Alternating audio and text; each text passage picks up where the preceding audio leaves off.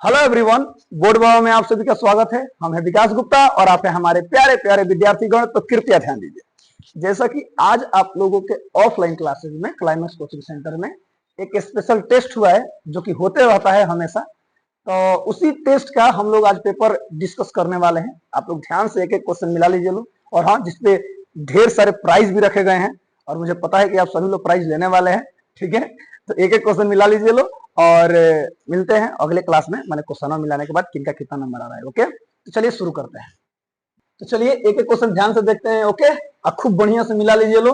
आपका कौन कौन सही है, कौन कौन गलत है। गलत तो होगा नहीं, हमें पता है, बहुत तेज है मेरे बच्चे, ध्यान दीजिएगा। चलिए पहला क्वेश्चन है बाबू कि अग्नि का पर्यायवाची शब्द क्या है। तो इसमें अग्नि का पर्यायवाची शब्द क्या है? जल, धूम, पावक या वायु। तो पावक होता है, पावक ज्वाला, ये सब क्या है? अग्नि के पर्यायवाची शब्द है। अगला क्वेश्चन है पृथ्वी का पर्यायवाची शब्द क्या है। तो पृथ्वी का पर्यायवाची शब्द इसमें क्या है? इसमें धरा हो जाएगा, ऑप्शन नंबर बी हो जाएगा। अगला क्वेश्चन है चंद्रमा का पर्यायवाची शब्द क्या है? क्या है? रवि, शशि, दिनकर या किरण। तो शशि जो होता है वो चंद्रमा का पर्यायवाची शब्द होता है। ठीक है। अगला क्वेश्चन है सूर्य का पर्यायवाची शब्द है चंद्र, हिम, दिनकर या नक्षत्र। तो ऑप्शन नंबर सी हो जाएगा दिनकर, ये सूर्य का पर्यायवाची शब्द है। अगला है जल का पर्यायवाची शब्द क्या है। तो वायु, नीर, अग्नि, आकाश। कौन? तो नीर हो जाएगा, ऑप्शन नंबर बी हो जाएगा। ठीक है। अगला क्वेश्चन है हृदय का पर्यायवाची शब्द क्या है। हृदय तो कौची है? यकृत है, सिर है, कि फेफड़ा है, कि दिल है। तो दिल ना है, हृदय बोले या दिल। आप सभी लोग हमारे दिल में बसते हैं, हृदय में बसते हैं। हाँ, तो दिल है। ठीक है, आगे देखिएगा। अगला क्वेश्चन है बाबू नदी का पर्यायवाची शब्द क्या है। तो नदी का पर्यायवाची शब्द क्या होता है? झील होता है, कि तालाब होता है, कि सरिता, की समुद्र। तो इसमें क्या हो जाएगा? सरिता हो जाएगा, ऑप्शन नंबर सी हो जाएगा। अगला है हाँ विराम चिन्ह आपको बताया गया था, ध्यान दीजिएगा। अल्प विराम का सही चिन्ह क्या होता है? अल्प विराम माने कामा, अंग्रेजी याद रहता है कि ना, कामा। तो ऑप्शन नंबर क्या हो जाएगा? कामा कौन सा है? तो बी हो जाएगा। अगला है विस्मयादि बोधक चिन्ह को चुनिए, यानी मार्क ऑफ एक्सक्लेमेशन कौन सा है? विस्मयादि बोधक चिन्ह, यही वाला ना है, ऑप्शन नंबर बी हो जाएगा। अगला है उप विराम या द्विबिंदु, जिसको कही यानी जिसको कोलन बोला जाता है, का चिन्ह कौन सा है? इनमें कौन सा? तो द्विबिंदु, ऑप्शन नंबर ए हो जाएगा। ठीक है, चलिए अगला क्वेश्चन पे ध्यान देते हैं। अगला क्वेश्चन बाबू 11 नंबर, अर्ध विराम का चिन्ह कौन सा है? अर्ध विराम, सेमी कोलन बताया गया था ना आपको, तो अर्ध विराम कौन सा हो जाएगा? ऑप्शन नंबर बी हो जाएगा। अगला है उद्धरण चिन्ह, उद्धरण चिन्ह का अंग्रेजी इन्वर्टेड कॉमा होता है। ठीक है, तो कौन हो जाएगा? ऑप्शन नंबर ए हो जाएगा। अगला है लोप चिन्ह या विराम बिंदु, यानी जो आपको इलिप्स के बारे में बताया गया था, मार्क ऑफ इलिप्स, वो कौन सा होता है? Dot dot dot, option number B हो जाएगा। ठीक है। अगला क्वेश्चन है संयोजक चिन्ह को चुनिए। संयोजक चिन्ह जिसको हाइफन बताया गया था, याद रखिएगा। ठीक है, तो कौन सा होता है संयोजक चिन्ह? ये अच्छा, ये दोनों ऑप्शन सेम है, कोई बात नहीं।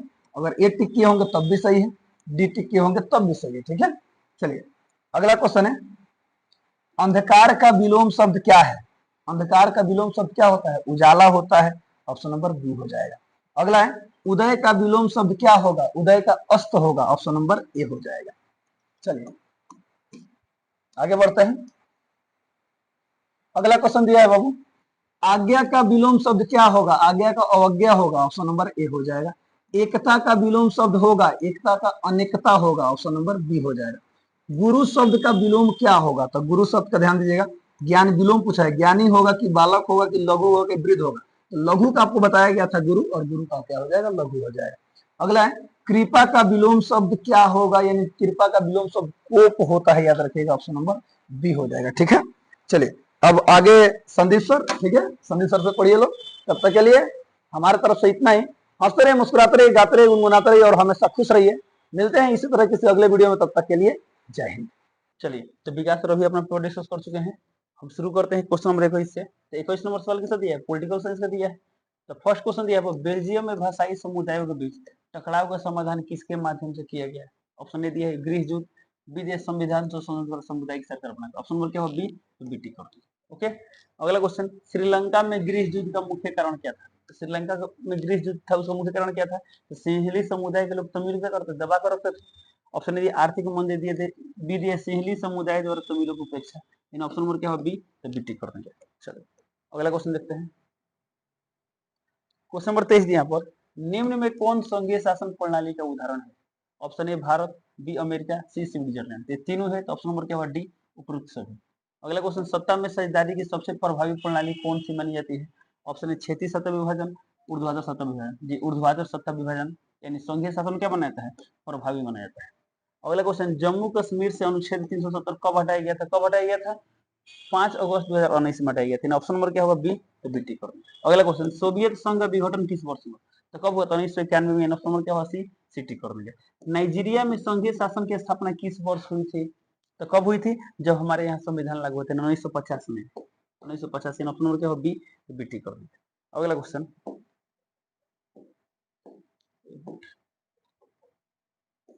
एक मिनट क्या होगा, एक मिनट चलिए। अगला क्वेश्चन यहाँ पर दिया है, नाइजीरिया में लोकतंत्र की दोबारा बहाली किस वर्ष हुई थी? कब हुई थी? 1999 में। ऑप्शन नंबर क्या होगा सी, सी टिक कर दो। अगला, चीगू आरआईएस संधि के माध्यम से वेस्ट इंडीज देशों में साझी व्यवस्था किस वर्ष बनाई गई थी? 1973 में। ऑप्शन नंबर क्या होगा बी, तो बी टिक कर दो। अगला क्वेश्चन, सोवियत संघ का विघटन मुख्यतः किस कारण हुआ था? ऑप्शन ए धार्मिक टकराव, बी भाषाई समानता, सी सत्ता का अत्यधिक केंद्रीकरण। ऑप्शन नंबर क्या होगा सी, तो सी टिक कर दो। क्यों? तो रूसी जो थे ना उनका क्या था? सत्ता पर अधिक केंद्रीकरण था। थे मात्र 52%, बट सत्ता में क्या था? अधिक संख्या में लोग थे उसका। ठीक है। अगला क्वेश्चन यहाँ दिया है, संविधान सभा का गठन किस वर्ष हुआ था? कब हुआ था? 1946 में। ऑप्शन नंबर क्या होगा बी, तो बी टिक कर दो। अगला क्वेश्चन, निम्न में कौन सा देश संघीय ढांचा को अपनाने के बावजूद विभाजित हो गया? ऑप्शन ए भारत नहीं, बी अमेरिका नहीं, सी चेकोस्लोवाकिया। ऑप्शन नंबर क्या होगा सी, तो सी टिक कर दो। अगला क्वेश्चन,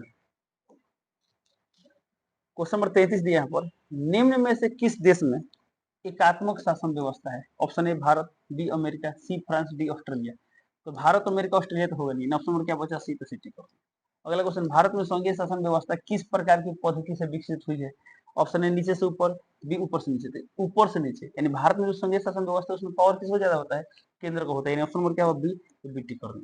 नीचे से ऊपर संघीय गठन प्रणाली का उदाहरण क्या है? Option A Bharat, B Belgium, C America. Option number क्या होगा सी, सी टिक कर दो। अगला क्वेश्चन, भारत में अवशिष्ट अधिकार किसके पास होते हैं? तो अवशिष्ट अधिकार किसके पास होते हैं भारत में? केंद्र सरकार के पास। ऑप्शन नंबर क्या होगा सी, सी टिक कर देंगे। अगला, अमेरिका में अवशिष्ट अधिकार किसके पास होते हैं? राज्य के पास। ऑप्शन नंबर क्या होगा बी, तो बी टिक कर देंगे। अगला क्वेश्चन, स्वतंत्रता के समय भारत में कितनी रियासतें थी? कितनी थी? 563 यानी ऑप्शन नंबर सी। अगला क्वेश्चन, सवाल यहाँ दिया है, भारत में संघीय शासन व्यवस्था को अपनाने का एक कारण क्या था? ऑप्शन ए राज्यों को एकत्रित करना, जी ऑप्शन नंबर क्या होगा ए, टिक कर दीजिए। अगला क्वेश्चन, निम्न में कौन सा विषय केवल केंद्र सरकार के अधिकार क्षेत्र में आता है? ऑप्शन ए पुलिस, बी शिक्षा, सी रक्षा। ऑप्शन नंबर क्या होगा सी, टिक कर दीजिए। अगला, मानव शरीर में, अब यहाँ से साइंस का क्वेश्चन आ गया, मानव शरीर में नियंत्रण समूह के कार्य किसके द्वारा किया जाता है? ऑप्शन ए पाचन तंत्र, बी तंत्रिका तंत्र, अंतःस्रावी ग्रंथि। ऑप्शन नंबर क्या होगा बी। क्यों? क्योंकि मानव में जो होता है क्या होता है? रासायनिक नियंत्रण भी होता है और तंत्रिकीय भी होते हैं। ऑप्शन नंबर क्या होगा बी, तो बी टिक कर दीजिए। अगला क्वेश्चन, कौन सी इकाई तंत्रिका तंत्र का कार्यात्मक इकाई है? तो तंत्रिका तंत्र का संरचनात्मक क्रियात्मक इकाई को हम लोग क्या कहते हैं? न्यूरॉन कहते हैं। ऑप्शन नंबर क्या होगा ए, टिक कर देंगे। अगला, किसी उत्तेजना के प्रति शरीर की त्वरित प्रतिक्रिया को क्या कहता है? तो जो त्वरित क्रिया करते हैं उसे हम प्रतिवर्ती क्रिया कहते हैं। ऑप्शन नंबर क्या होगा बी, तो बी टिक कर देंगे। चलिए क्वेश्चन नंबर 44 देखते हैं, रस संवेदी ग्राही के कार्य क्या है? ऑप्शन ए देखने में सहायता, बी स्वाद का अनुभव कराना। ऑप्शन नंबर क्या होगा बी, तो बी टिक कर देंगे। अगला क्वेश्चन यहाँ पर, थाइरोक्सिन हार्मोन किस ग्रंथि द्वारा स्रावित होता है? थाइरोइड ग्रंथि द्वारा। ऑप्शन नंबर क्या होगा बी, तो बी टिक कर देंगे। अगला, पिट्यूटरी ग्रंथि को क्या कहता है? क्या कहता है? मास्टर ग्रंथि कहते हैं। ऑप्शन नंबर क्या होगा बी, तो बी टिक कर देंगे। इंसुलिन की कमी से कौन सा रोग होता है? डायबिटीज होता है, मधुमेह रोग। ऑप्शन नंबर क्या होगा बी, तो बी टिक कर देंगे। अगला क्वेश्चन यहाँ पर 48 नंबर, घ्राणग्राही कहाँ पाए जाते हैं और क्या कार्य करते हैं? तो कहाँ पाए जाते हैं? नाक में पाए जाते हैं। ऑप्शन दिया आंख, भी दिया है नाक, और गंध पहचाने के लिए। ऑप्शन नंबर क्या होगा बी, तो बी टिक कर देंगे। अगला क्वेश्चन, जीवा, अच्छा नहीं, यहाँ पर तंत्रिका कोशिका की वह शाखा जो सूचना ग्रहण करती है उसे क्या कहते हैं? जो सूचना, उसे बोलते हैं डेंड्राइट। क्या बोलते हैं? डेंड्राइट। ऑप्शन दिया एक्सॉन, बी दिया कोशिका द्रव्य, सी दिया द्रुमिका। द्रुमिका को इंग्लिश में क्या बोलते हैं? डेंड्राइट कहते हैं। ऑप्शन नंबर क्या होगा सी, टिक कर देंगे। अगला, विद्युत आवेग तंत्रिका कोशिका के किस भाग से होकर गुजरता है? तंत्रिका अक्ष से गुजरता है, इसे हम लोग क्या बोलते हैं? एक्सॉन बोलते हैं। ऑप्शन दिया कोशिका द्रव्य, बी दिया एक्सॉन। ऑप्शन नंबर क्या होगा बी, तो बी टिक कर देंगे। अगला क्वेश्चन, तंत्रिका कोशिकाओं के बीच रिक्त स्थानों को क्या कहा जाता है? क्या कहता है? सिनेप्स कहा जाता है। इन ऑप्शन नंबर क्या होगा? सी, सिटी कर दो। चलिए अगला क्वेश्चन देखते हैं, क्वेश्चन नंबर 52। सवाल दिया यहाँ पर, विद्युत आवेग को रासायनिक संकेत में बदलने का कार्य होता है। विद्युत आवेग का किसमें? रासायनिक संकेत में। ऑप्शन है दुर्मिका में नहीं, बी कोशिका काय में नहीं, सी न्यूरॉन के अंतिम सिरे पर। जी बिल्कुल, ऑप्शन नंबर क्या होगा? सी, सिटी कर देंगे। ठीक है, अगला क्वेश्चन, एड्रिनल हार्मोन किस ग्रंथि से स्रावित होता है? एड्रिनल हार्मोन किस ग्रंथि से स्रावित होता है? ऑप्शन है थायराइड ग्रंथि, बी पीयूष, ऑप्शन नंबर सी दिया अधिवृक्क। एंड ऑप्शन नंबर क्या होगा? सी, सिटी कर देंगे। अगला क्वेश्चन, थायरोक्सिन हार्मोन के निर्माण के लिए किस तत्वों की आवश्यकता होती है? थायराइड, थायरोक्सिन के लिए किसकी आवश्यकता होती है? आयोडीन की। ऑप्शन नंबर क्या होगा? सी, सिटी कर देंगे। चलिए क्वेश्चन नंबर 55, इंसुलिन हार्मोन का कार्य क्या है? ऑप्शन ए रक्त में ऑक्सीजन की मात्रा बढ़ाना, बी रक्त में शर्करा की मात्रा, इन ऑप्शन में क्या होगा? बी शर्करा की मात्रा क्या करना? नियंत्रित करना। अगला क्वेश्चन, पीयूष ग्रंथि से स्रावित वृद्धि हार्मोन की कमी से क्या रोग होता है? क्या होता है बाबू? बौनापन। इन ऑप्शन नंबर क्या होगा? बी, सी, तो सिटी कर देंगे।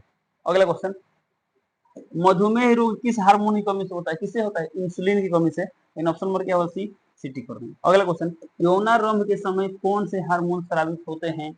ऑप्शन ए दिया थायरोक्सिन नहीं, बी दिया टेस्टोस्टेरोन और एस्ट्रोजन। ऑप्शन नंबर क्या होगा? बी। क्यों? ये वाला होता है पुरुष में, ये वाला होता है मादा में। इन ऑप्शन नंबर क्या होगा? बी, तो बी टिक कर देंगे। अगला क्वेश्चन ध्यान दीजिए, सवाल यहाँ दिया है, ग्वाइटर रोग किसकी कमी से होता है? तो ग्वाइटर रोग यानी घेघा रोग किसकी कमी से होता है? बी यानी आयोडीन की कमी से होता है। न्यूरोट्रांसमीटर क्या है? न्यूरोट्रांसमीटर के बारे में पढ़े थे लोग। जब दो एक तंत्रिका कोशिका दूसरे तंत्रिका कोशिका के बीच जो दरार होता है सिनेप्स होता है, तो सिनेप्स में सूचना का प्रवाह किस रूप में होता है? रासायनिक रूप में होता है, जो किसके माध्यम से होता है? न्यूरोट्रांसमीटर के माध्यम से होता है। ऑप्शन ए दिया विद्युत तरंग, बी दिया रासायनिक द्रव्य। ऑप्शन नंबर क्या होगा? बी, तो बीटी करो। न्यूरोट्रांसमीटर क्या होते हैं? रासायनिक द्रव्य होते हैं। ठीक है, चलिए इस तरह क्या होता है, जितना ऑब्जेक्टिव क्वेश्चन सब कंप्लीट होते हैं। अब यहाँ सब्जेक्टिव क्वेश्चन है जो आप लोग टेस्ट में आए थे, उम्मीद करते हैं आप सभी लोग सही बनाए होंगे, और बहुत सारे प्राइज थे, तो उम्मीद करता हूँ अगले क्लास में आप लोगों को बहुत सारे प्राइज मिलने वाला है। चलिए इसी पर वीडियो को कंप्लीट करते हैं, मिलते हैं अगले क्लास में, तब तक के लिए जय हिंद।